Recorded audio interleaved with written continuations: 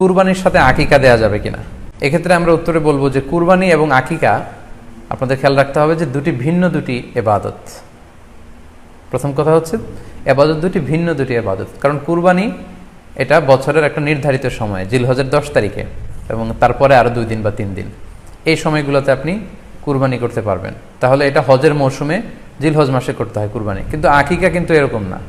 আকিকাটা যে কোনো মাসে হতে পারে।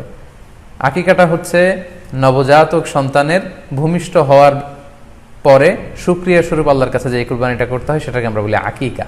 হাদিসে এসেছে আকিকা। তো সেটা হচ্ছে সন্তান কখন ভূমিষ্ঠ হলো সেটার উপর নির্ভর করে। কারো সন্তান রমাদানে হতে পারে, কারো সন্তান জিলহজ মাসেও হতে পারে, শাওয়ালে হতে পারে, রজাবে হতে পারে। আকিকার ক্ষেত্রে আল্লাহ রাসূল সাল্লাল্লাহু আলাইহি ওয়াসাল্লাম বলেছে আনিল গুলামি শাতান ওয়া আনিল জারিয়াতি শাত, অর্থাৎ ছেলে হলে 2টি ছাগল দিয়ে আকিকা করো এবং যদি মেয়ে হয় তাহলে 1টি ছাগল দিয়ে আকিকা করো। তো সেক্ষেত্রে কুরবানিতে কিন্তু এরকম বিধান নেই। কুরবানিতে কিন্তু 1টি ছাগল দিয়ে আপনি কুরবানি করলে কুরবানি হয়ে যাচ্ছে, সেখানে 2টি ছাগল দেওয়া লাগবে এমন কোনো কথা নেই। তো এভাবে আমরা বুঝতে পারতেছি, খুবই স্পষ্টত কমন সেন্স খাটালেও আমরা বুঝতে পারতেছি এবং আল্লাহ রাসূল সাল্লাল্লাহু আলাইহি ওয়াসাল্লামের ভাষ্যগুলো অনুসারে আমরা বুঝতে পারছি দুইটা 2 ধরনের ইবাদত। যদিও এই 2 ইবাদতে কিছুটা মিল আছে, কিন্তু দুইটা 2 সময়ের ইবাদত, দুইটা আলাদা, দুটি উপলক্ষ, দুইটার আলাদা নির্ধারিত সময় রয়েছে।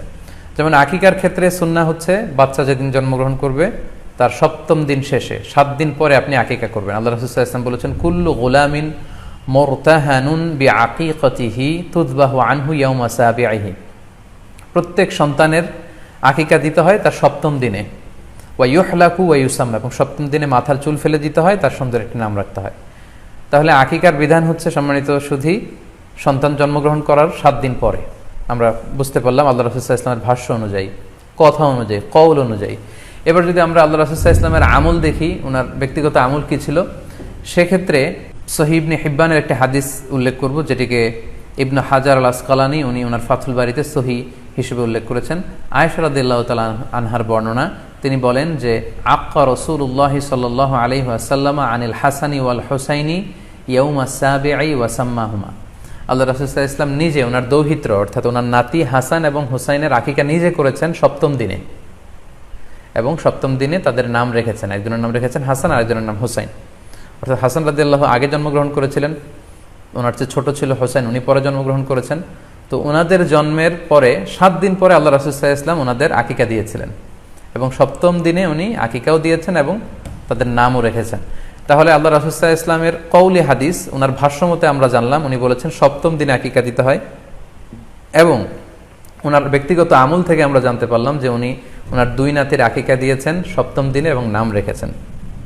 তাহলে এ থেকে আমরা সুস্পষ্ট বুঝতে পারি যে আকিকা দিতে হয় সন্তান জন্মগ্রহণ করার 7 দিন পর, 7ম দিনে। যদিও তবারানিতে আরেকটি হাদিস এসেছে যেখানে বলা হয়েছে যে আকিকা 7ম দিনেও দেয়া যায়, 14তম দিনে দেয়া যায়, 21তম দিনে দেয়া যায়। যদি 7ম দিনে কেউ দিতে না পারে কোনো কারণে, তাহলে 14তম দিন, না পারলে 21তম দিন। তাহলে সুস্পষ্টভাবে উল্লেখ আছে যে আকিকার সময়সীমা 7ম দিনের কথা আমাদেরকে বলা হয়েছে। তো সেক্ষেত্রে আপনার সন্তান জন্মগ্রহণ করলে আপনি শুকরিয়া স্বরূপ আত্মীয় স্বজনকে খাওয়াবেন, আকিকার গোশত নিজেরাও খাবেন। তো এটা যদি আপনি কুরবানির জন্য রেখে দেন তাহলে তো সন্তান দুনিয়াতে আসার এই আনন্দটা থাকে না। একজন যখন সন্তান পায় সে কেমন যেন আকাশের চাঁদ হাতে পায়। তো তখন তার 7 দিনের মধ্যে যে আনন্দটা থাকে, ওই দিন তার নাম রাখা হবে, আত্মীয় স্বজনরা আসবে, বাচ্চাকে দেখবে, দোয়া করবে, তখন আকিকা করে গোশত নিজে খাবেন, আত্মীয়দের খাওয়াবেন, পাড়া প্রতিবেশীদেরকে দিবেন। এটা হচ্ছে সন্তান ভূমিষ্ঠ হওয়ার উপলক্ষকে কেন্দ্র করে এই আকিকা। সো এটাকে কুরবানির সাথে মিক্স আপ করার কোনোই প্রয়োজন নেই, এবং এক্ষেত্রে সুস্পষ্ট গাইডলাইন হচ্ছে যে 7ম দিনে আকিকাটা দিতে হয়। সো আমরা যেন 7ম দিনে আকিকাটা দেই।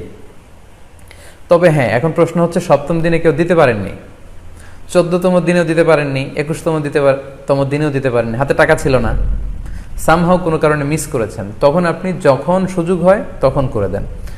ওই প্রেক্ষাপটে আপনি যদি কুরবানির সময়ও আকিকা দিয়ে দিতে চান, এটা আদায় হয়ে যাবে ইনশাআল্লাহ।